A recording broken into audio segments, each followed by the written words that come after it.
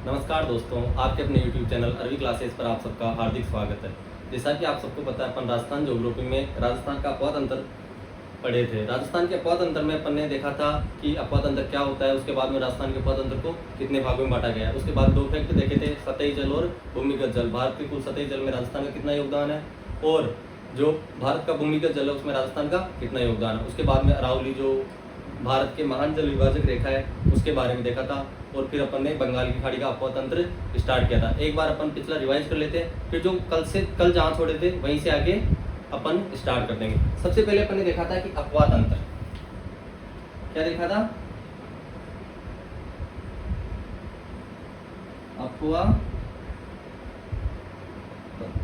अपवाद तंत्र अर्थात नदी या उसकी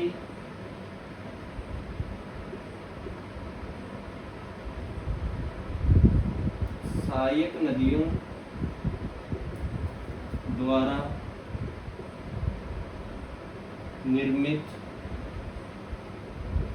तंत्र या जाल। अर्थात कोई नदी है, उसके अनेकों सहायक नदियां हो सकती है, उन सहायक नदियों द्वारा जो जाल निर्मित होता है, तंत्र निर्मित होता है, उसी को अपन क्या बोल देते हैं, अपवाह तंत्र। अपवाह का मतलब भाव। और उसके बाद में जो अपन ने देखा था कि राजस्थान का जो अपवाह तंत्र है उसको कितने भागों में बांटा था अपन ने, 3 भागों में। कितने भागों में, 3 भागों में। सबसे पहले अपन ने देखी थी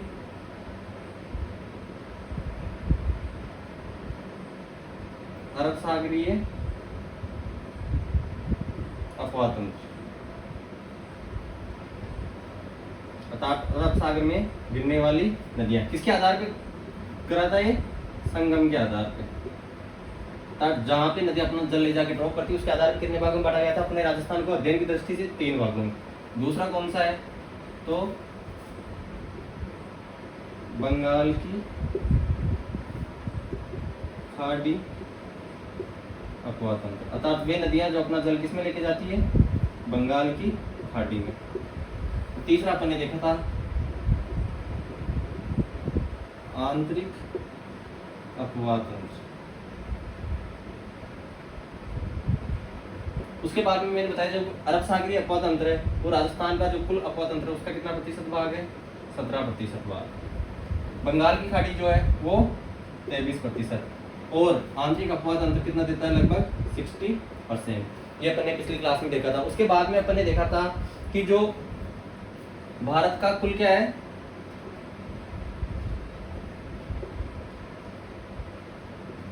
कुल सतही जल के, सतही जल किसमें होता है, नदियों में।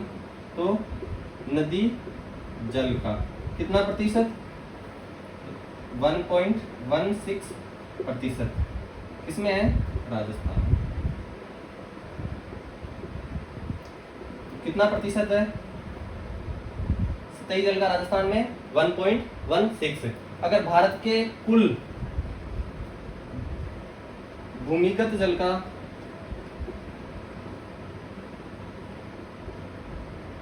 कितना प्रतिशत है राजस्थान में अपने, 1.69% इसमें है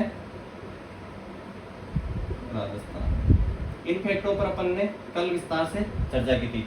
उसके बाद में एक बार इसका, क्योंकि कल की क्लास में लास्ट में लाइट चली गई थी, तो एक बार इनका क्या लेते रहो, आप स्क्रीनशॉट लेते रहो ताकि चीजें वापस आपके पास रिवाइज भी हो जाएंगी और क्लियर भी हो जाएंगी। उसके बाद में अपन ने समझा था अपवाह तंत्र में अरावली का महत्व। भाई जो अरावली है राजस्थान के अपवाह तंत्र को कैसे प्रभावित करती है। तो राजस्थान में अरावली की जो स्थिति है वो है इस प्रकार से, अर्थात दक्षिण पश्चिम से उत्तर पूर्व की ओर। और इस अरावली पर्वतमाला की जो पश्चिमी नदियां बहती है वो किसमें लेके जाती है, अरब सागर में। इसके जो दक्षिण में जो नदियां बहती है वो भी कहाँ लेके जाती है, अरब सागर में। और इसकी पूर्व दिशा में जो नदियां बहती है वो कहाँ लेके जाती है, बंगाल की खाड़ी में।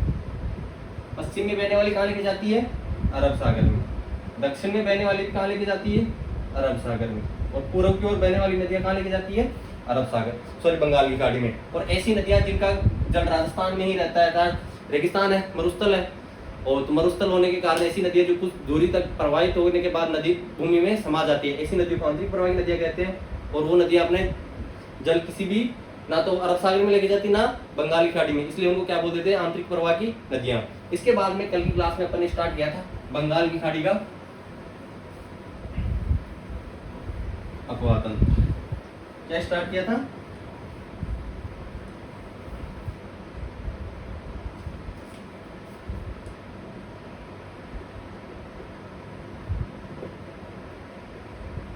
बंगाल की खाड़ी का अपवातन। इसके अंदर अपन ने प्रमुख नदियां देखी थी 4। पहली क्या देखी थी अपन ने? चंबल, दूसरी गंभीर, तीसरी बनास या बाणगंगा और चौथी बाणगंगा। इस प्रकार अपन ने राजस्थान जो बंगाल की खाड़ी की शाखा वाली नदियां थी वो मुख्यतः क्या थी? 4। अब इन्हीं की जो सहायक नदियां हैं उनके आधार पे अपन क्या करेंगे, चंबल में जो गिरने वाली नदियां हैं, बंगाल की खाड़ी में जो गिरने वाली नदियां हैं उनको देखें। तो राजस्थान से 2 नदियां ऐसी है जो डायरेक्ट यमुना में अपना जल लेके जाती है। राजस्थान की वे नदियां जो सीधे अपना जल यमुना नदी में लेके जाती है। यमुना में वो कौन कौन सी है? तो चंबल और गंभीर। एक गंभीरी नदी और पढ़ेंगे अपन आगे, कंफ्यूज नहीं होना है। गंभीर नदी यमुना की सहायक नदी है। वाह, एक बार इसका क्या ले लो, स्क्रीनशॉट ले लो। फिर अपन पढ़ेंगे जो कल पढ़े थे वो एक बार रिवाइज करेंगे 5 मिनट के अंदर, जितने फैक्ट थे उनको स्पीडली रिवाइज कर लेंगे। उसके बाद में जो कल चंबल नदी की जो विशेषताएं बची हुई थी उन पर अपन देख लेंगे। सबको समझ में तो आता है ना, पढ़ाते हो, ऐसा नहीं कि मैं पढ़ाता जाऊं आपको कुछ पल्ले ही नहीं पड़े। अगर कुछ समझ में नहीं आए, ऐसी कोई चीज जो आपको समझ में नहीं आती है, कोई भी डाउट होता है, तो आप अपना जो डाउट है कमेंट बॉक्स में छोड़ सकते हो।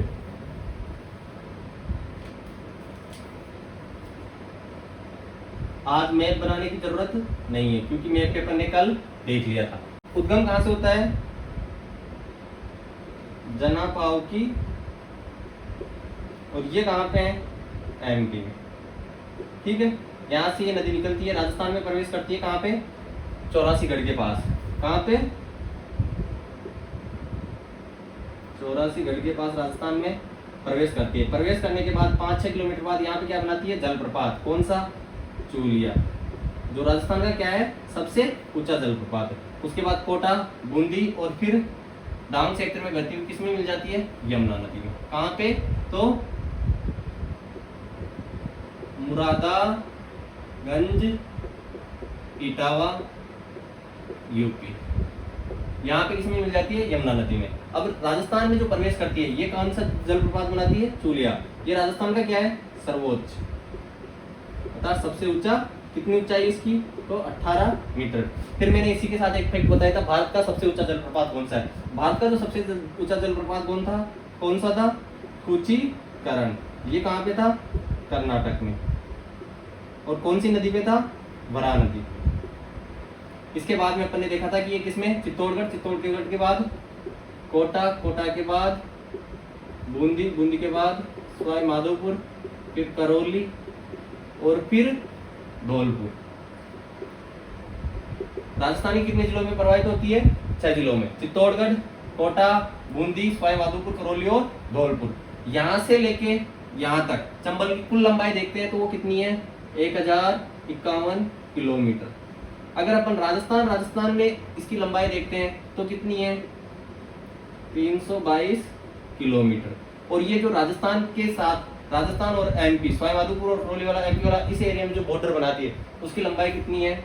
252 किलोमीटर। ये सब आपको कल पढ़ा दिया था। उसके बाद में अपने क्या देखी थी? चंबल की सहायक नदियां।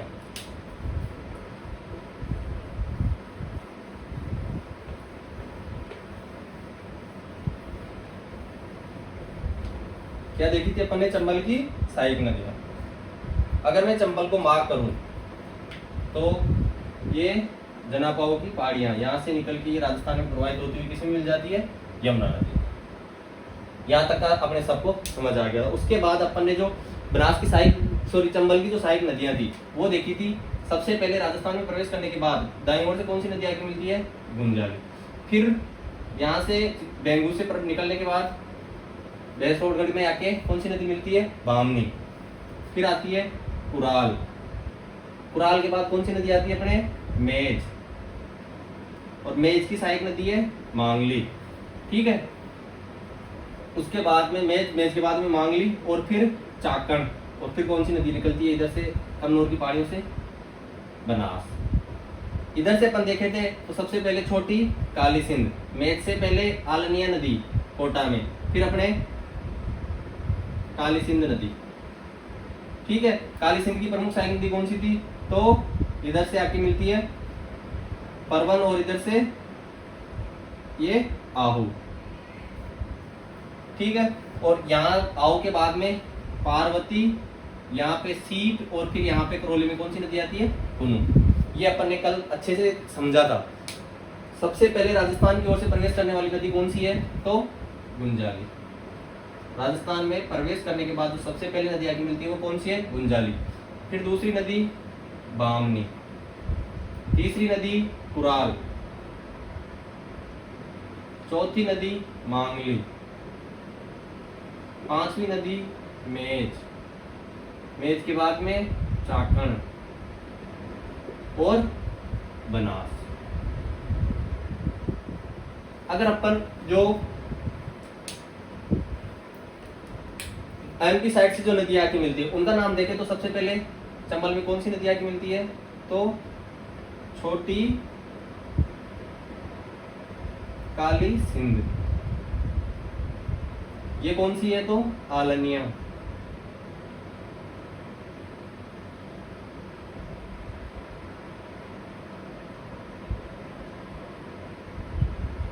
ये कौन सी नदी है अपने? काली सिंध।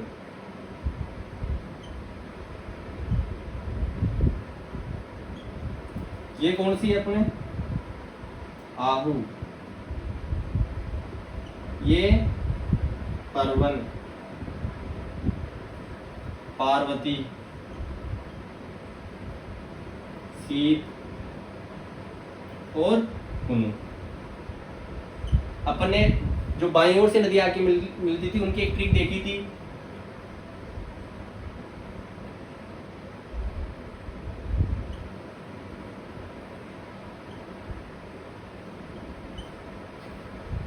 भाई को अपन ने क्या लिखा था?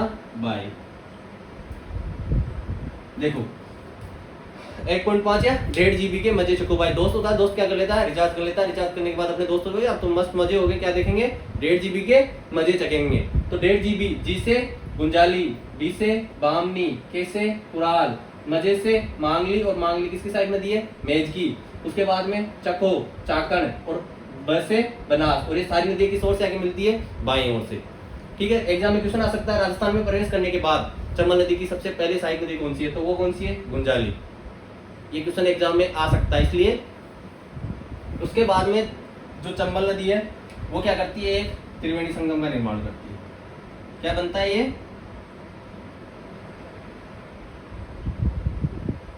त्रिवेणी संगम। कहां पे बनता है? तो रामेश्वरम। कहां पे है ये? सवाई माधोपुर में। प्रॉपर गांव पूछे तो पादरला, पादरा या पादरला गांव। यहाँ पे कौन क्या बनाती है? त्रिवेणी संगम। कौन कौन सी नदियां हैं? बनास, चंबल और सीप। उसके बाद में यहाँ पे अपन ने एक संगम देखा था, काली सिंध और आहू का।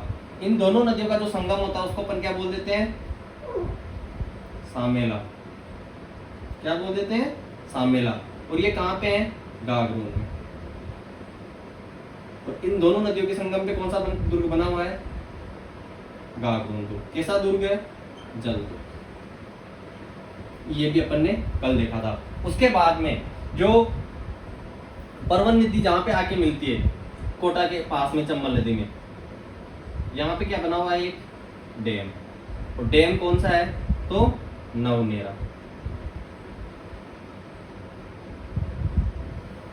कौन सा डैम है? नवनेरा डैम। ये जो मुख्य नदियां और उनके जो बांध थे उनकी अपन ने विस्तार से क्या किए, चर्चा की है। आई होप ये चर्चा तुम्हारे कल भी पढ़ाया था, लेकिन कल लास्ट में पूरा रिवीजन नहीं हो पाया था, इसलिए मैंने अभी सारी चीजें दोबारा से करवाई है। एक बार इसका क्या ले लो आप स्क्रीनशॉट। वैसे समझ में तो आ रहा है ना सब?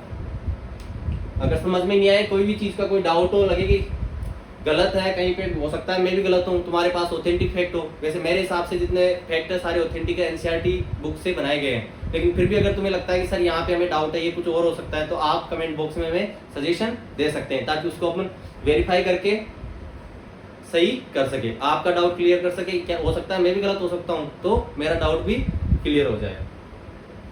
लेकिन डाउट हो, तुम्हें लगे श्योर, तो उसका क्या देना है, प्रूफ देना है। अब जो अपन ने चंबल की क्या देख ली, सहायक नदियां। उसके बाद में अपन ने कल देखा था चंबल नदी पे बनने वाले बांध। क्या देखे थे, चंबल नदी पे जो बांध बने हुए हैं उन पे अपन ने विस्तार से चर्चा की थी। ये क्या है, ये लाइन खींचते समझ में आ जाता होगा कि ये क्या है, अब चंबल नदी है। अब जो चंबल नदी है उसमें एमपी में एक बांध बना हुआ है, मध्य प्रदेश में। देखो जो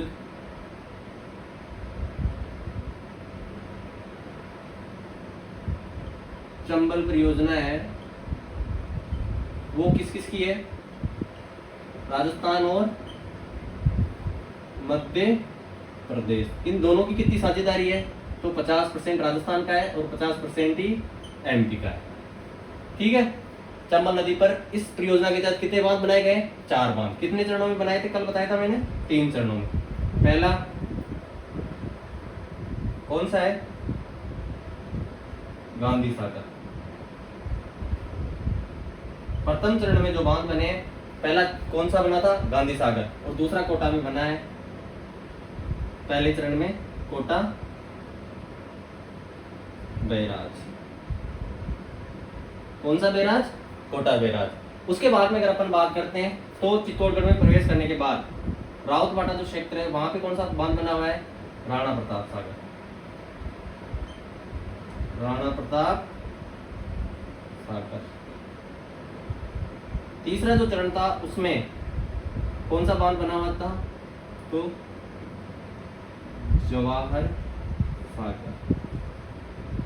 इस प्रकार चंबल नदी में कितने बांध बनाए हुए हैं, 4।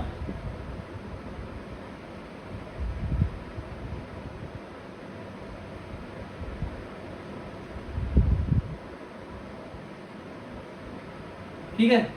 गांधी सागर, राणा प्रताप सागर, जवाहर सागर और कोटा बैराज। इसको ऐसे भी याद कर सकते हो, GRJK, गुजरात एंड जम्मू कश्मीर, है ना।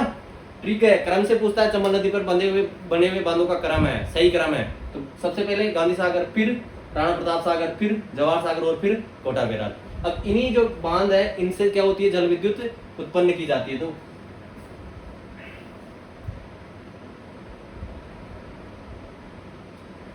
23 मेगावाट की कितनी इकाइयां हैं, यहाँ पे 5 इकाइयां हैं। कितनी हो गई टोटल,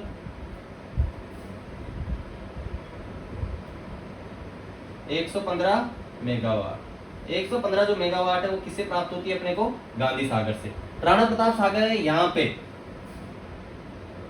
टोटल इकाइयां हैं 4, कितने मेगावाट की, 43 मेगावाट। टोटल कितनी होगी, 172 मेगावाट। ये किससे मिल रही है अपने को, राणा प्रताप सागर से। वही जवाहर सागर की बात करते तो 33 मेगावाट की कितनी इकाइयां हैं वहां पे, 3, और अपने को कितनी विद्युत ऊर्जा उत्पादन हो रही है, जल विद्युत उत्पादन हो रही है वहां से अपने को टोटल 99 मेगावाट। इस प्रकार जो चंबल नदी में, और प्रथम जो चरण थे इनमें से जो ये दोनों बांध है ये फर्स्ट चरण में बने थे, ये सेकंड चरण में बना है, और जवाहर सागर थर्ड चरण में बना है। 3 चरणों में कितने बांध बने हैं, 4। उनका क्रम क्या है, गांधी सागर, राणा प्रताप सागर, जवाहर सागर और कोटा बैराज। कोटा बैराज जो है ये ओनली किसके लिए है, सिंचाई हेतु। इसके लिए सिंचाई हेतु। इससे भी 2 नहरें निकाली गई है, बाई नहर और दाई नहर। जो बाई नहर है उससे तो कोटा और बूंदी में सिंचाई होती है, और जो दाई नहर है इससे कोटा 12 और एमपी में सिंचाई होती है। दाई नहर पे टोटल कितनी लिफ्ट नहर है? 10 लिफ्ट नहर है। कितनी है? 10। यहाँ तक सबके समझ में आ गया। उसके बाद जो कोटा बैराज पे लिफ्ट नहरें बनी हुई है उन पर अपन एक बार विस्तार से, क्योंकि कल अपन यहीं पे क्लास को एंड कर दिए थे, इससे आगे अपन ने नहीं पढ़ा था। आई होप यहाँ तक का अपना सब क्लियर होगा। तो इससे आगे अपन देखेंगे आज जो चंबल नदी की जो कोटा बैराज है उस पे जो नहरें बनी हुई है 10 लिफ्ट नहरें, इनको एक बार अपन जब सिंचाई परियोजनाएं पढ़ेंगे तब और विस्तार से करेंगे। लेकिन अगर चीजों को पहले टच करते रहें, छूते रहें, चीजों को कनेक्ट करते रहें तो बाद में अपने को सारी एक साथ याद करने में दिक्कत नहीं होगी, क्योंकि उनमें से लगभग 30% जो योजनाएं हैं स्कीम है सिंचाई परियोजनाएं वो अपने को याद हो जाएगी। तो अपन क्या देख रहे हैं अब? चंबल नदी पर बनी हुई जो दाई नहर है कोटा बैराज, और कोटा बैराज की कौन सी नहर? दाई नहर। इस पर कितनी लिफ्ट नहरें हैं? तो 10 लिफ्ट नहरें हैं। कितनी है? 10।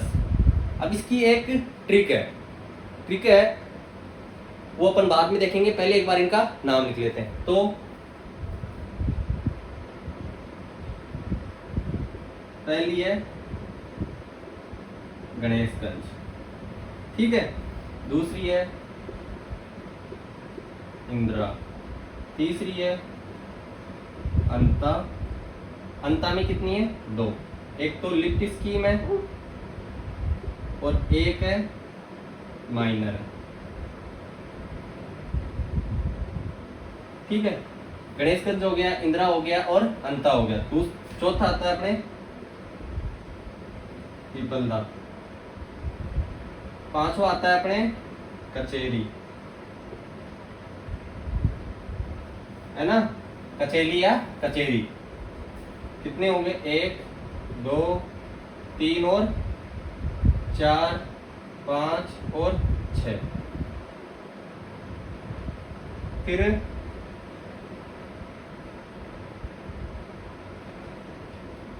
जालीपुर। फिर आता है अपने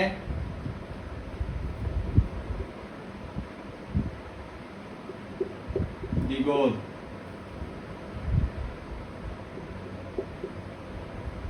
ठीक है।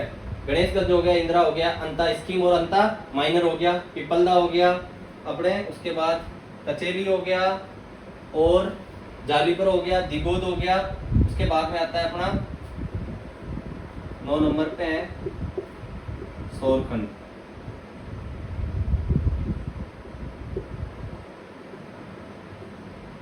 गणेशगंज, इंदिरा, अंता, अंता स्कीम और अंता माइनर, और एक है बचा हुआ पचेली। क्या है? पंचेली। इस प्रकार कितनी लिफ्ट नहरें हैं? 10। और इनकी जो ट्रिक है वो है तीन भाई बहन है, गणेश, इंदिरा और अनीता। क्या नाम है? गणेश, इंदिरा और अनीता, तीनों क्या है? भाई बहन है। इनको पढ़ने के लिए कहां भेजते हैं? पीपलदा। कहां भेजते हैं? पढ़ने कहां भेजते हैं? पीपलदा। लेकिन ये वहां जाके क्या करते हैं? लेते हैं 5 कचोरी और इनको खाकर जल्दी सो गए। भेजे किस लिए थे इनको? पढ़ने के लिए। लेकिन तीनों के तीनों कहाँ गए? पीपलदा में पढ़ने के लिए भेजे थे। वहां से 5 कचोरियां ली आराम से और जाके क्या कर गए? जल्दी खाकर जल्दी सो गए। देखो, गणेश से गणेशगंज, इंदिरा से इंदिरा लिफ्ट कैनाल, ठीक है। सबके आगे लिफ्ट लगा लेना, लिफ्ट नहर। सबके आगे गणेशगंज लिफ्ट नहर, इंदिरा लिफ्ट नहर, अंता, अनीता से अंता स्कीम नहर और इंदिरा माइनर नहर, पीपलदा लिफ्ट नहर, कचेरी लिफ्ट नहर, जालीपुर लिफ्ट नहर, दिगोद लिफ्ट नहर, सोरखंड लिफ्ट नहर और पंचेली लिफ्ट नहर। इनमें से जो लिफ्ट नहर है 6 तो है 12 में, 2 है कोटा में और एक एक कहाँ पे है, करौली और सवाई माधोपुर। ठीक है, ये जो पीपलदा है ये कहाँ पे है, सवाई माधोपुर में। अब मैं ब्लैक पेन यूज कर रहा हूँ तुम्हारे लिए। पीपलदा कहाँ पे है, सवाई माधोपुर। ठीक है, उसके बाद में जो इंदिरा है ये कहाँ पे है, करौली में। कहाँ पे है, करौली। जालीपुर और दिगोद कहाँ पे है, कोटा में। ये कहाँ पे है, कोटा में। ये भी कहाँ पे है, कोटा में। इसके अलावा जो 6 बची हुई है वो सारी कहाँ पे है, 12 में। आई होप आपको ये जो ट्रिक है, ये गणेश, इंदिरा और अनीता तीन क्या थे, भाई बहन, इनको तीनों को पढ़ने के लिए कहाँ भेजा, पीपलदा। उनको पढ़ने के लिए भेजा था लेकिन पढ़े तो नहीं, वहां जाके कितने ली कचौरियां, 5 कचौरी लेके आराम से जल्दी से खा के और सो गए। गणेशगंज, इंदिरा, अंता, पीपलदा, पचेली, कचेरी, जालीपुर, दिगोद और सौरकंड। इस प्रकार जो दाई नहर की जो लिफ्ट कैनाल हैं उनके नाम आप ट्रिक से याद करो तो ठीक है, नहीं तो याद तो करने ही है। स्क्रीनशॉट ले लो आप इसका। बाकी सब कहां पे है, 12 में। ये सब कहां पे है, कचेरी कहां पे है, 12। ये दोनों भी कहां पे हैं, 12। गणेशगंज भी कहां पे है, 12। ये दोनों भी कहां पे हैं, 12। इनका स्क्रीनशॉट ले लो एक बार। अब देखो चंबल की सहायक नदियां जो सबसे ज्यादा हार्ड होती है याद करने में, वो हो गई। इस पे बने हुए बांध देख लिए अपन ने, और इसकी जो लिफ्ट नहरें हैं वो देख ली। अब जो राणा प्रताप सागर है उसी के किनारे अपने राजस्थान का पहला और एकमात्र परमाणु ऊर्जा संयंत्र स्थापित किया गया है।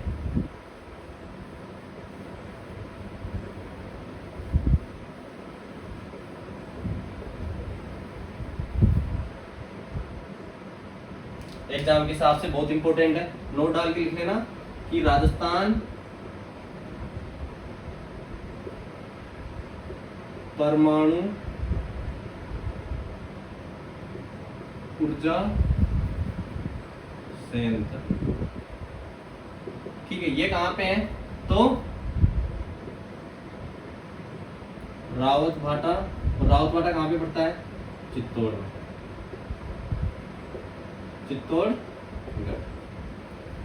ये राजस्थान का प्रथम क्या है, परमाणु ऊर्जा संयंत्र। किसके सहयोग से, तो कनाडा के सहयोग से। ध्यान रखना, राजस्थान का पहला है, भारत का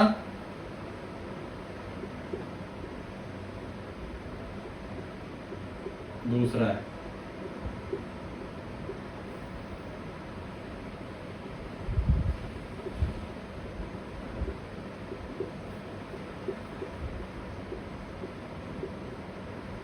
सन वैसे पूछते नहीं लेकिन फिर भी पूछ ले तो कब की गई थी, 1965 में। और इससे टोटल जो विद्युत क्षमता है इसकी वो कितनी है, 1180 मेगावाट। कितनी इकाइयां हैं टोटल, 6 इकाई।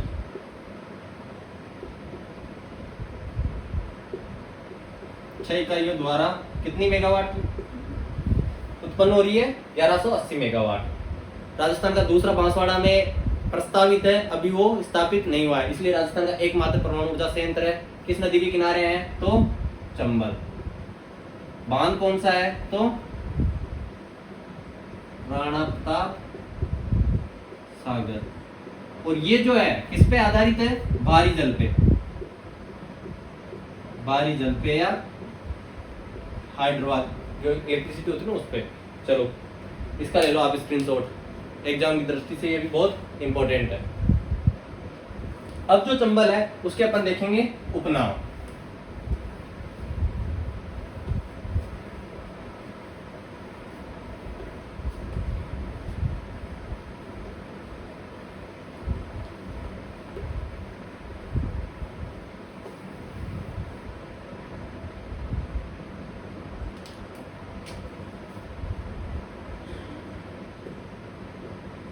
चंबल के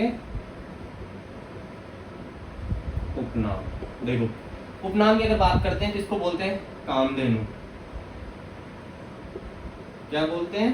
कामधेनु। उसके अलावा इसको बोलते हैं चर्मवती, या कई जगह लिखा होता है चर्मनवती।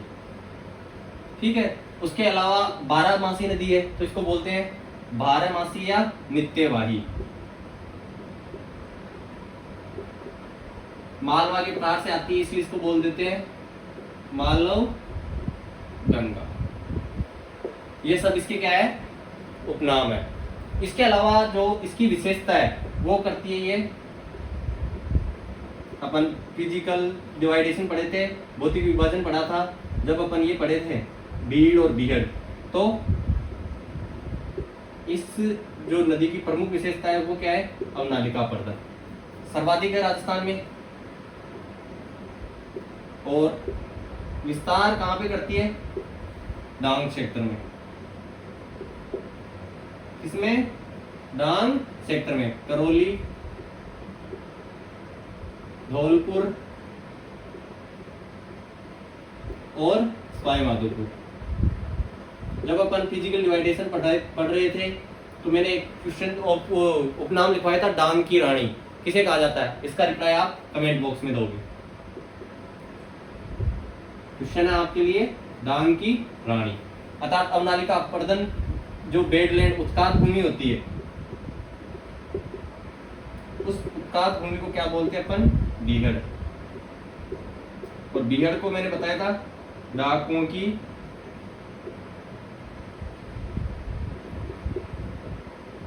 शरण स्थली। स्क्रीनशॉट ले लो आप इसका एक बार।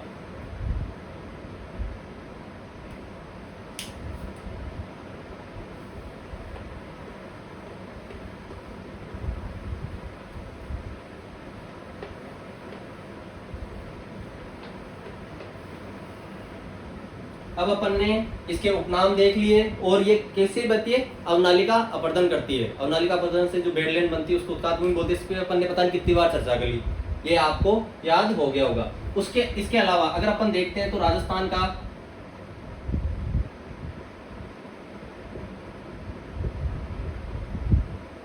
एकमात्र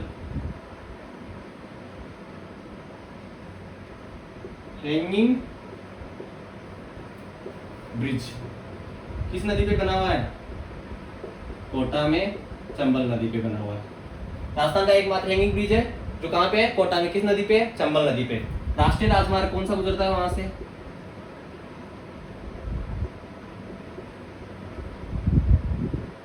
तो राष्ट्रीय राजमार्ग गुजरता है NH27। ये इसका नया नाम है, पुराना नाम आपको कहीं भी जगह मिल सकता है NH76। ये कहता है इसका ओल्ड नेम, तो ये नाम देख के कंफ्यूज नहीं होना है। NH76 को नाम परिवर्तन करके क्या कर दिया गया है? NH27। ये जो हैंगिंग ब्रिज है इसका उद्घाटन यशस्वी प्रधानमंत्री श्री नरेंद्र जी मोदी द्वारा कब किया गया था? 2017 में। क्या किया गया था इसका उद्घाटन?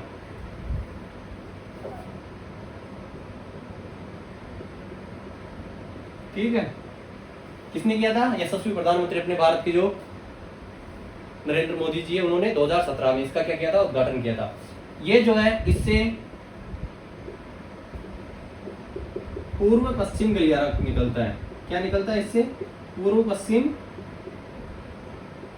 गलियारा। पूर्व पश्चिम अर्थात भारत के पूर्वी हिस्से को भारत के पश्चिमी हिस्से से मिलाने वाला जो है उसको क्या बोलते हैं? पूर्व पश्चिम गलियारा। इसका विस्तार कहां से कहां तक है? तो पोरबंदर जगह कहां पे है? गुजरात। यहां से किसको जोड़ता है ये? सिलचर असम को। भारत के कितने राज्यों में से? तो ये भारत के 7 राज्यों में इसका क्या है? विस्तार। देखो पूर्व पश्चिम गलियारा कहाँ से निकलता है? 7 राज्यों से। पोरबंदर गुजरात को किससे जोड़ता है? सिलचर असम से। राजस्थान का एकमात्र हैंगिंग ब्रिज कोटा में। राष्ट्रीय राजमार्ग है ना 27। नरेंद्र मोदी ने कब किया था इसका उद्घाटन? 2017 में। पूर्व पश्चिम गलियारा गुजरता है इससे और पोरबंदर गुजरात को सिलचर असम से जोड़ता है। 7 राज्यों, भारत के कितने राज्यों में से गुजरता है? 7 राज्यों में से। एक बार आप इसका स्क्रीनशॉट ले लो।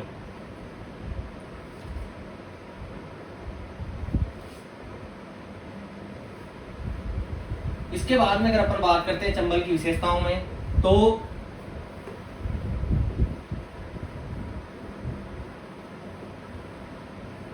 हाल ही में जो चंबल नदी है उस पर रिवर फ्रंट बनाया गया है नयापुरा कोटा में। क्या बनाया गया है?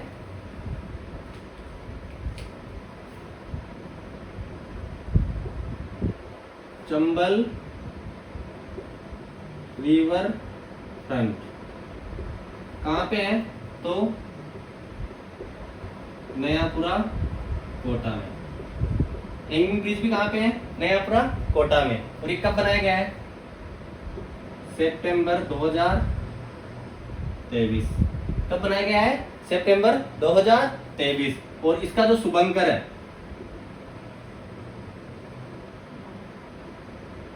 इसका जो शुभंकर है वो है घड़ियाल। क्या है? घड़ियाल। चंबल रिवर फ्रंट कहां पे? नयापुरा कोटा में। कब उद्घाटन हुआ? सितंबर 2023 में। और इसका शुभंकर क्या है? घड़ियाल है। इसके बाद में अगर अपन बात करते हैं तो इस पे जो संरक्षित जीव है, चंबल में संरक्षित जीव, उनमें पहला है गांगेसूस, दूसरा है घड़ियाल और तीसरा है अपने ऊदबिलाव। ऊदबिलाव। इन 3 जीवों को क्या दिया गया? इन पे संरक्षण मतलब संरक्षित जोन है। और इसी चंबल पे राज्य सरकार द्वारा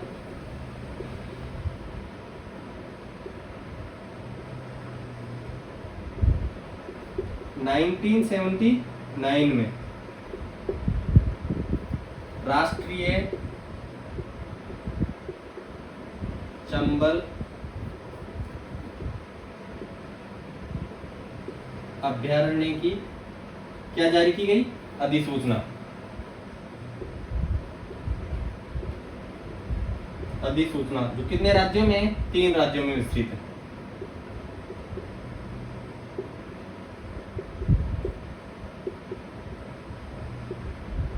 तीन राज्यों में क्या है? ये विस्तृत है। तीनों राज्य कौन से हैं? मध्य प्रदेश से निकलती है तो MP, फिर किसमें? अपने राजस्थान में। और राजस्थान से किसमें जाती है?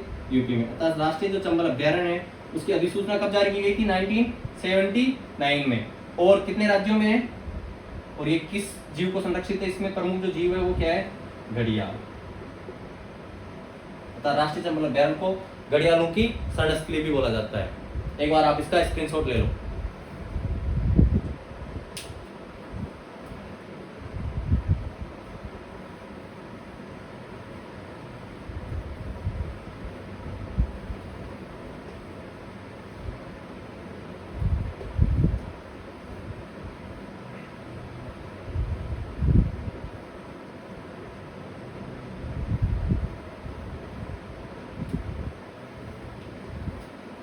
अब अगर अपन बात करते हैं तो जो चंबल नदी है राजस्थान की सबसे लंबी नदी है। लंबी नदी है। राजस्थान की सबसे लंबी नदी कौन सी है? चंबल। उसके बाद में राजस्थान की है, ये ध्यान रखना। अगर राजस्थान में, यहीं पे स्टार लगवा के लिखवा देता हूं, राजस्थान में आ जाए प्रवाहित होने वाली नदी, होने वाली सबसे लंबी नदी,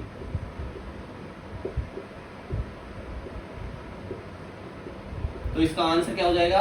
चेंज। और क्या बन जाएगा? बनास। ऐसे क्वेश्चन को पढ़ने में अपने को बिल्कुल भी गलती नहीं करनी है। बिल्कुल शांति से पढ़ना है, आराम से पढ़ना है, बिल्कुल भी घबराना नहीं है। वो बोलते हैं ना सबसे पहले अपने को क्या नहीं करना, घबराना नहीं है। तो पेपर को देखते ही पेपर बिगड़ता कैसे है, पेपर को देखते अपने क्या हो जाते हैं, या तो ज्यादा उत्साहित हो जाते हैं या फिर पहले 2 क्वेश्चन टफ आ जाते थोड़े घबरा जाते हैं, तो आगे सारा पेपर वैसे ही जाता है। इसलिए पेपर को खोल के घबराना नहीं है, क्वेश्चन को अच्छे से पढ़ना है। अगर राजस्थान की सबसे लंबी नदी पूछे तो कौन सी है, चंबल। राजस्थान में प्रवाहित होने वाली सबसे लंबी नदी पूछे तो कौन सी है, बनास। इसके बाद में अगर अपन देखते हैं जो चंबल नदी है, इसके किनारे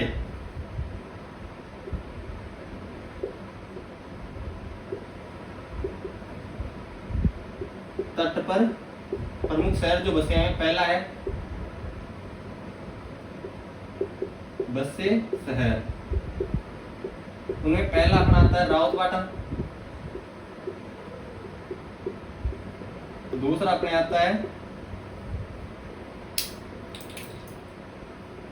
राउतवाटा के बाद क्या आता है अपने कोटा, और कोटा के बाद तीसरा जो शहर है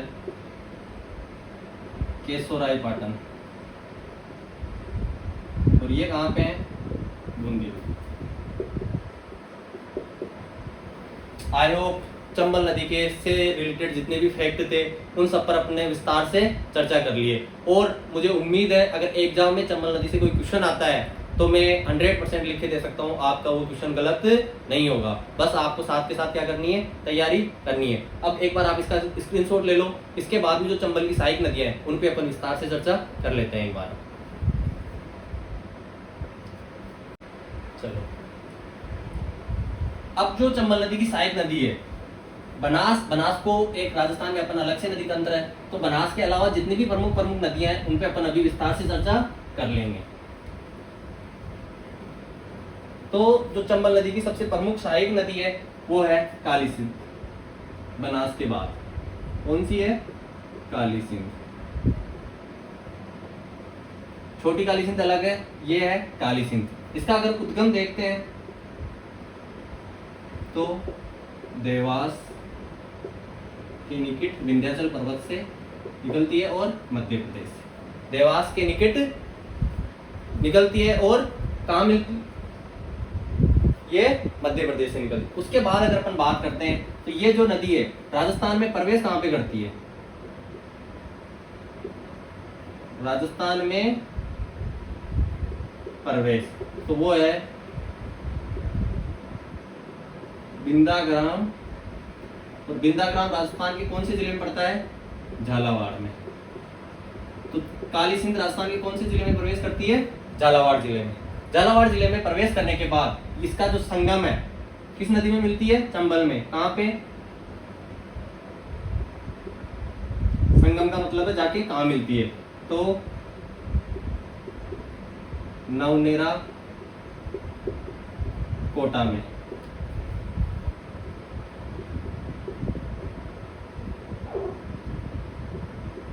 किस नदी में मिलती है, चंबल नदी में।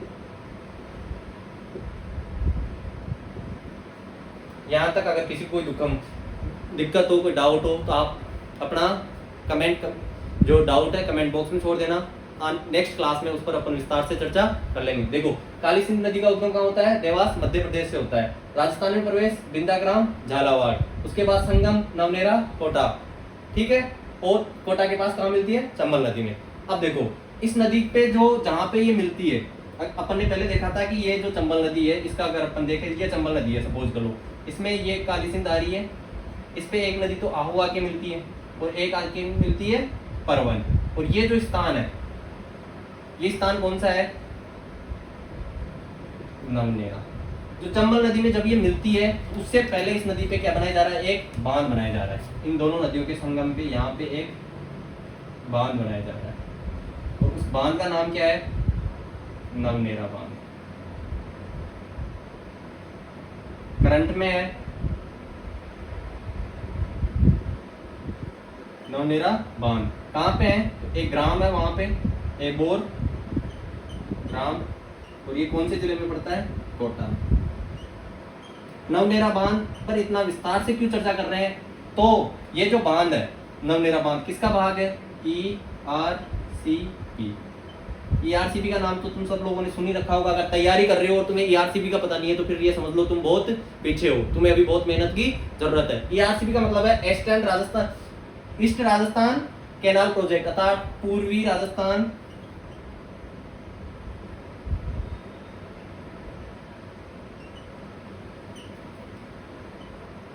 नहर परियोजना। इस परियोजना के अंतर्गत नवरेरा बांध के लिए 1316.32 करोड़ का क्या रखा गया है, बजट। कितने का है इस पे, 1316.32 करोड़ का क्या रखा गया है, इस पे बजट रखा गया है। और ये किसका पार्ट है, ईआरसीपी का। ईआरसीपी का पूरा नाम क्या है, पूर्वी राजस्थान नहर परियोजना। कौन कौन सी नदियां मिल रही है यहाँ पे, तो ये अपनी, ये तो काली सिंध,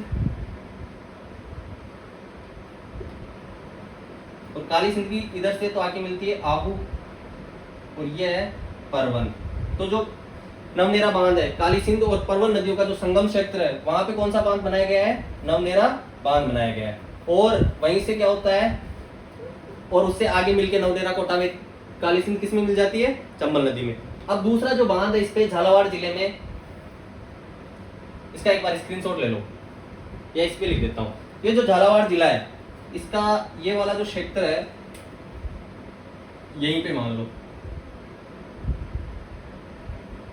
काली सिंध नदी पे यहाँ पे भी एक बांध बनाया गया है, और इस बांध का नाम है हरिश्चंद्र सागर। ये कहाँ पे है, तो जेतपुरा झालावाड़। हरिश्चंद्र सागर कहाँ पे है, जेतपुरा झालावाड़। अब ये यहाँ पे क्यों लिखवाया गया है, ये बजट में इसका ऊपर लिख देता हूं। नवनेरा बांध के लिए कितना बजट फिक्स किया गया है, तो इसके लिए 1316.32 करोड़ का क्या रखा गया है, बजट रखा गया है। अब जो ये हरीश सागर बांध है, हरिश्चंद्र सागर है, ये क्यों प्रसिद्ध है, क्यों इसको मैंने अभी यहाँ पे मेंशन किया है, किस नदी पे बना हुआ है, काली सिंध नदी पे। कहाँ पे है, जेतपुरा झालावाड़। ये इसमें टोटल गेट कितने हैं, गेट है इसमें 33। कितने गेट है, 33। और राजस्थान में सर्वाधिक गेटों वाला बांध है, सर्वाधिक गेटों वाला बांध कौन सा है, हरिश्चंद्र सागर। पहले इसको जय सागर, जेतपुरा बोल देते, लेकिन अब क्या हो गया इसका नाम, हरिश्चंद्र सागर, जेतपुरा का बांध बोल देते इसको। अब इसके अलावा आपने जो काली सिंध है, इसकी क्या रह गई है, सहायक नदियां। मैं उनको यहां लिख देता हूं, सहायक नदियां। सहायक नदियों में अपन देखते हैं तो आहू और परवन, ये दो तो मुख्य नदियां हैं इसकी, आहू परवन। इन दोनों के अलावा चंद्रभागा,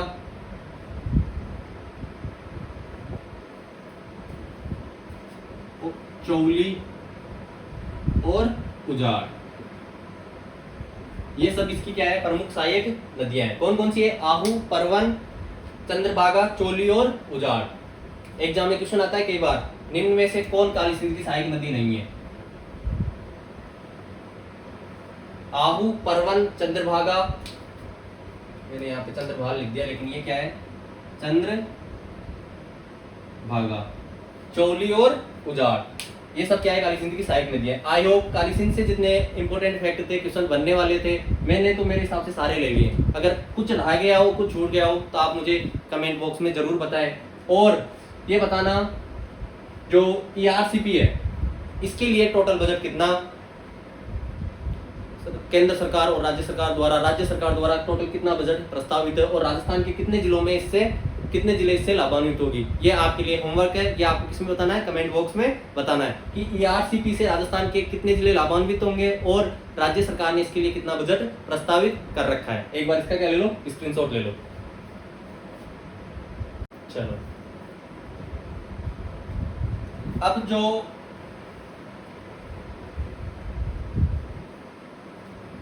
चंबल की सहायक नदियों में दूसरी प्रमुख सहायक नदी आती है परवन, उसकी अपन विस्तार से चर्चा कर लेते हैं।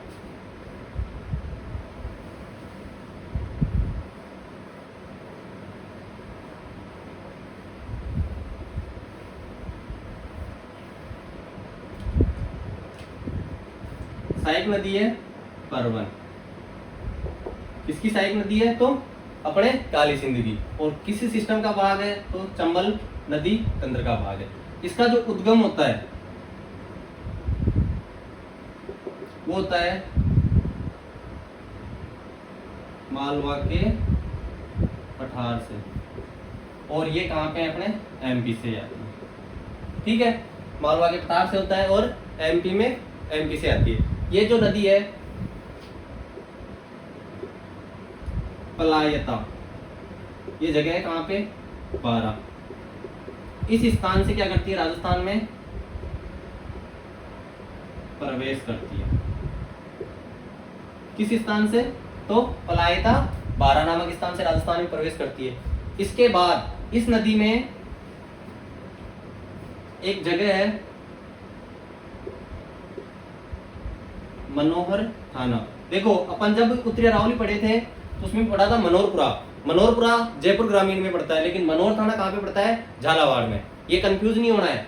मनोहर थाना दुर्ग, यहाँ पे ये आके किसमें मिलती है अपने, यहाँ पे एक नदी आती है इसकी मनोहर थाना नामक स्थान पे। इसकी एक प्रमुख सहायक नदी आती है कालीखाड़। क्या आती है, कालीखाड़। कालीखाड़ नामक नदी आकर इसमें मिलती है, और जब जहाँ पे दोनों नदियां मिलती है मनोहर थाना, उन दोनों नदियों के संगम पे क्या बना हुआ है, मनोहर थाना दुर्ग।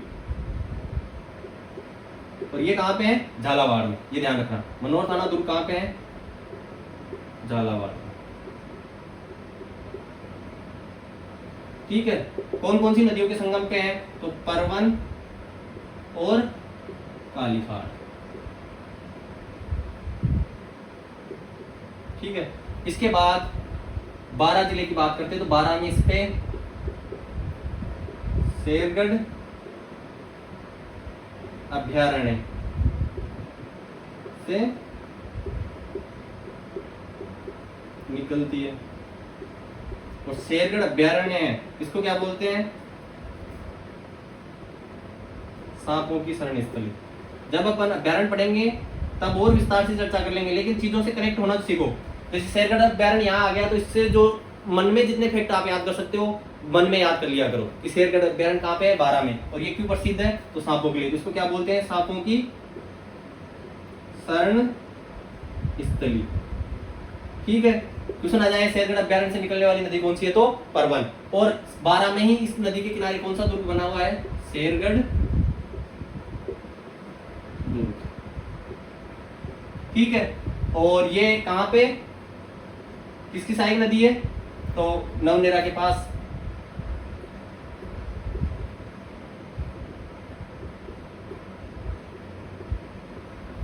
किस नदी में मिलती है, काली सिंध नदी में मिल जाती है।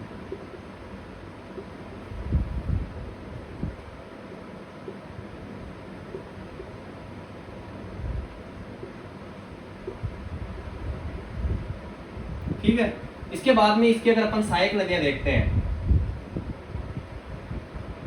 क्या देखते हैं, सहायक नदियां।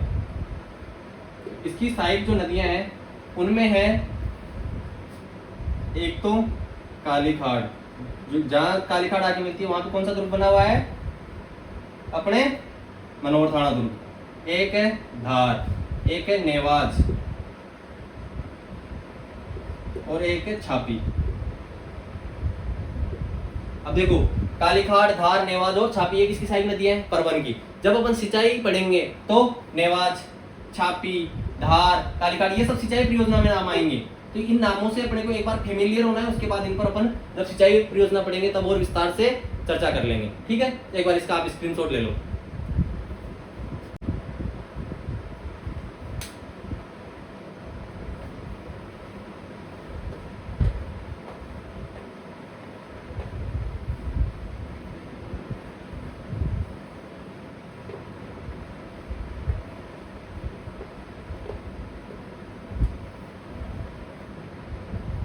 दूसरी काली सिंध की प्रमुख सहायक जो नदी है वो है आऊ। ठीक है। आऊ नदी का जो उद्गम है वो होता है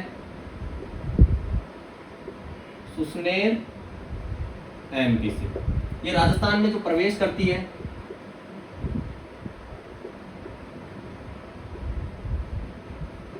वो है नंदग्राम झालावाड़।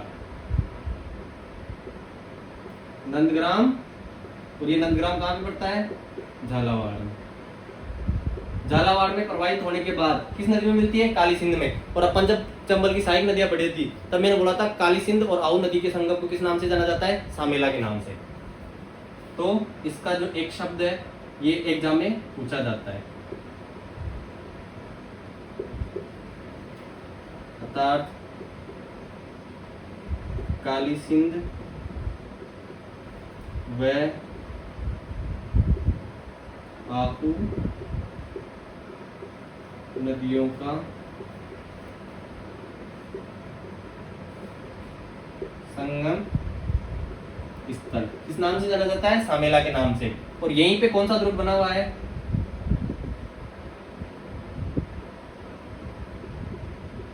गागरोन दुर्ग। ये कैसा दुर्ग है?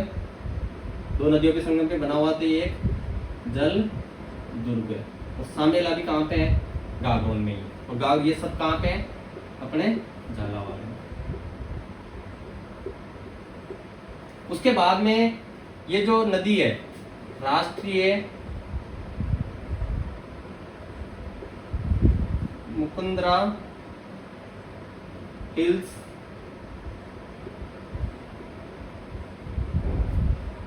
राष्ट्रीय उद्यान है, उसमें से क्या होती है? उद्यान से प्रवाहित होती है।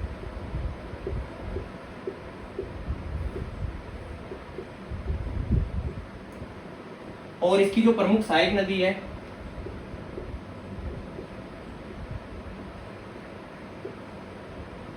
वो है पीपलाज। देखो अपन ने जस्ट जो कोटा चंबल की जो दाई नहर थी उस पे जो 10 लिफ्ट नहरें पड़ी थी उसमें जो पीपलदा थी सवाई माधोपुर में थी, लेकिन यहाँ पे क्या है? पीपलाज। सिंचाई परियोजना पढ़ेंगे तब पीपलाज सिंचाई परियोजना आएगी। किस नदी पे है? आऊ नदी पे। आऊ की जो सहायक नदी है उस पे है। और कहाँ पे है? झालावाड़ में। ठीक है, एक बार आप इसका स्क्रीनशॉट ले लो।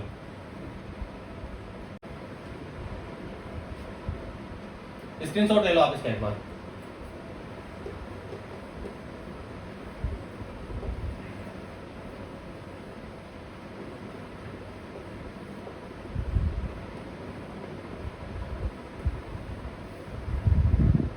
अब एमपी की साइड से आने वाली जो प्रमुख नदी है वो है पार्वती। कौन सी है? पार्वती। पार्वती नहीं है, पार्वती।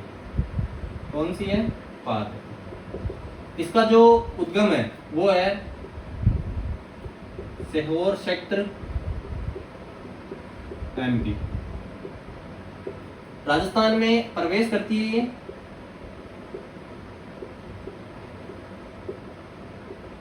कहां से? तो करियाहाट 12। ये नदी राजस्थान व एमपी के मध्य क्या बनाती है? सीमा बनाती है। कौन कौन से जिलों में? तो 12 और एमपी, फिर आता है कोटा और एमपी। कोटा के साथ जो एमपी वाला क्षेत्र है उसमें भी सीमा बनाती है और 12 के साथ जो एमपी की बॉर्डर लगी हुई है उस पे भी ये सीमा क्षेत्र में प्रवाहित होती है। इसका जो संगम है वो है पालीघाट सवाई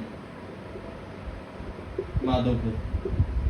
ठीक है, कौन सी नदी में मिल रही है ये? जाके चंबल में। ये अपन ने पहले पढ़ लिया। इसकी जो सहायक नदियां हैं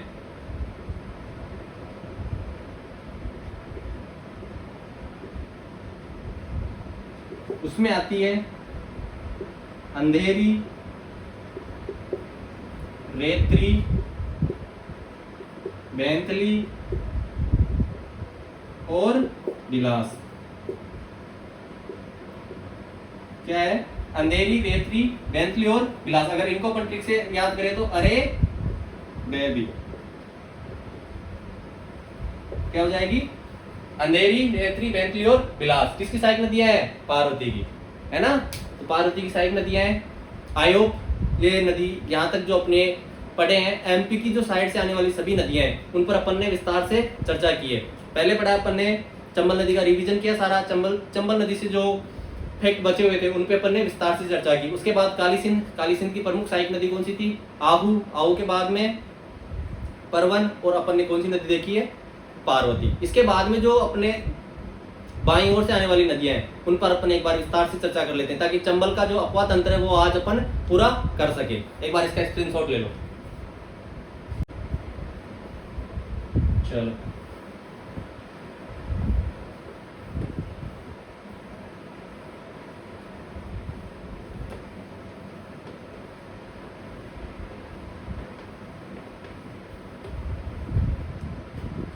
अपन ने देख ली चंबल और चंबल की जो दाईं ओर से आगे नदियां मिलती है वो सारी नदियां अपन ने देख ली। अब जो अपन देखने जा रहे हैं चंबल के बाईं ओर से आने वाली नदियां, उसमें गुंजाली देखी थी। गुंजाली राजस्थान से नहीं आती, तो उसको ओनली नाम जरूरी है कि राजस्थान में प्रवेश करने के बाद चंबल की पहली सहायक नदी कौन सी है? गुंजाली। उसके बाद दूसरी नदी जो आती है वो है बामनी।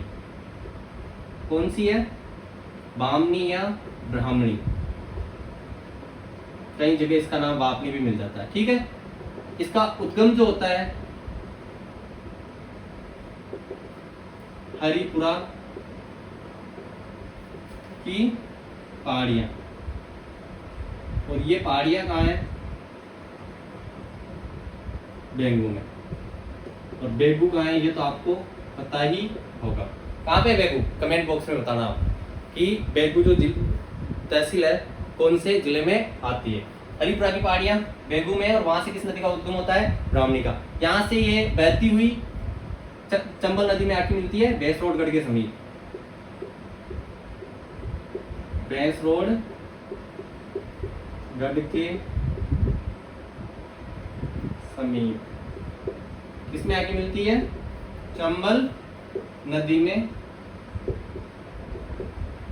आके मिल जाती है। भैंसरोडगढ़ के समीप किस नदी में आती है? चंबल नदी में। अर्थात हरिपुरा की पहाड़ियों से निकलती है और किस नदी में आके मिल जाती है? चंबल नदी में। कहाँ पे? भैंसरोडगढ़ के समीप। उसके बाद अगर अपन बात करते हैं यहाँ की, इसका जो चंबल और बामनी नदी का संगम है वहां पे एक दुर्ग बना हुआ है, भैंसरोडगढ़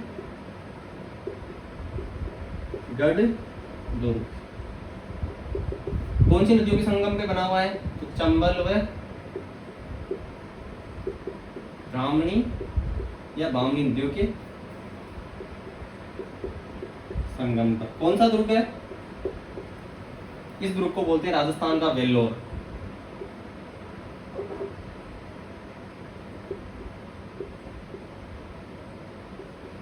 क्या बोलते हैं? राजस्थान का वेल्लोर। और इससे जो करंट के हिसाब से अगर अपन देखते हैं तो इस पे इस नहर के माध्यम से 89 किलोमीटर लंबी नहर बनाई जाएगी। उसके माध्यम से इसको किससे जोड़ा जा रहा है? बिसलपुर बांध से। अर्थात इसी पे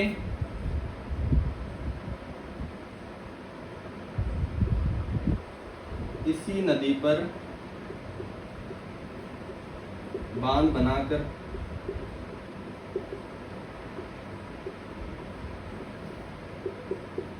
बिसलपुर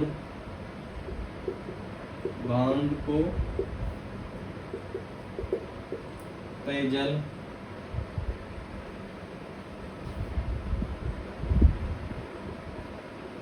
आपूर्ति की योजना बनाई जा रही है। इसके तहत कितनी किलोमीटर लंबी नहर बनाई जाएगी? तो 89 किलोमीटर लंबी की नहर का निर्माण किया जाएगा। नहर द्वारा जो बामनी नदी का पानी है, चंबल नदी का जो पानी है, उसको किसमें डाला जाएगा? उसमें बनास नदी में। आई होप आपको ये चीज़ अच्छे से समझ में आ रही होगी। एक बार आप इसका स्क्रीनशॉट ले लो। फिर उसके बाद में एकमात्र नदी बची है, फिर उसके बाद आज क्लास अपन खत्म कर। चलो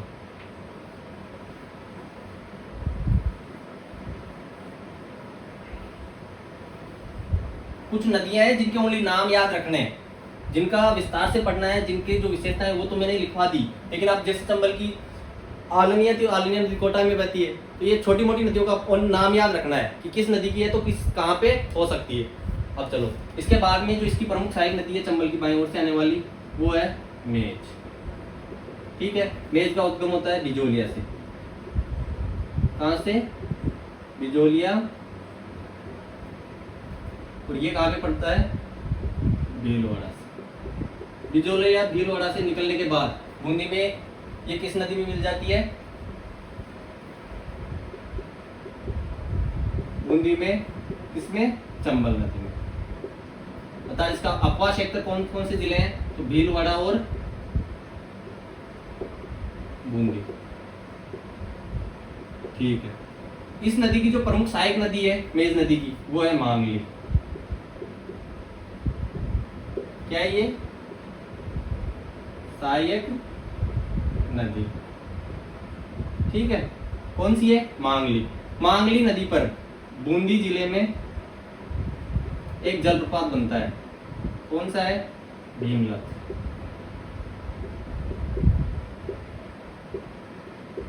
अर्थात भीमलत जलप्रपात कौन सी नदी पे बनता है? तो वो है मांगली। और मांगली नदी किसकी सहायक नदी है? मेज नदी की। और मेज किसकी है? चंबल की। और उसी प्रकार मांगली नदी का एक सहायक नदी है, उसका नाम याद रखना ओनली, घोड़ा पछाड़।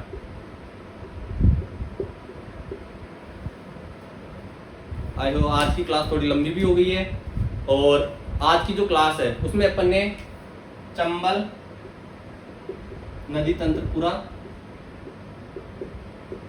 कंप्लीट कर लिया है। अपन कल की जो क्लास है उसमें देखेंगे बनास, बनास और उसकी सहायक नदियां। ठीक है, आज की क्लास में अपन ने चंबल देखी, चंबल के बाद उसकी प्रमुख सहायक नदियां देखी, उस पर बने बांध देखे, राणा प्रताप सागर पे बना राजस्थान का परमाणु ऊर्जा संयंत्र देखा, फिर हैंगिंग ब्रिज देखे, चंबल रिवर फ्रंट देखे, इस पे अभ्यारण्य बनाया वो देखे। उसके बाद में इसकी जो विशेषता है, सबसे लंबी नदी है, बेहड़ अवनाली का प्रदन करने वाली नदी है, इसके उपनाम देखे। ये सब देखने के बाद अपन इसकी जो सहायक नदियां हैं उन पे भी विस्तार से चर्चा कर ली। पहली देखी अपन ने काली सिंध, काली सिंध के बाद में अपन ने देखी परवन, फिर आहू, और उसके बाद पार्वती, ब्राह्मणी और मेज। इन सब पर आज की क्लास में अपन ने विस्तार से चर्चा की है। आई होप आज की जो क्लास है वो आपके लिए हेल्पफुल रहेगी। और आपको क्या करनी है? मेहनत करनी है। मेहनत अगर करोगे, देखो मेहनत का दूसरा कोई विकल्प नहीं होता। क्या नहीं होता? मेहनत का कोई दूसरा विकल्प नहीं होता। अगर आप चाहते हो कि बिना मेहनत के सफलता मिले, तो भाई बिना मेहनत के तो कुछ नहीं होता। मेहनत तो करनी पड़ेगी, और आप अपनी मेहनत को अच्छे से करते रहो। और मैंने आज के जो क्वेश्चन दिए कमेंट के लिए, ERCP परियोजना के तहत राजस्थान सरकार ने कितना प्रोजेक्ट, कितना का बजट प्रस्तावित कर रखा है, ERCP परियोजना राजस्थान के कितने जिले लाभान्वित होंगे, 2 क्वेश्चन दिए थे। इन दोनों क्वेश्चन का आंसर आप लोगों को कमेंट बॉक्स में देना है। धन्यवाद।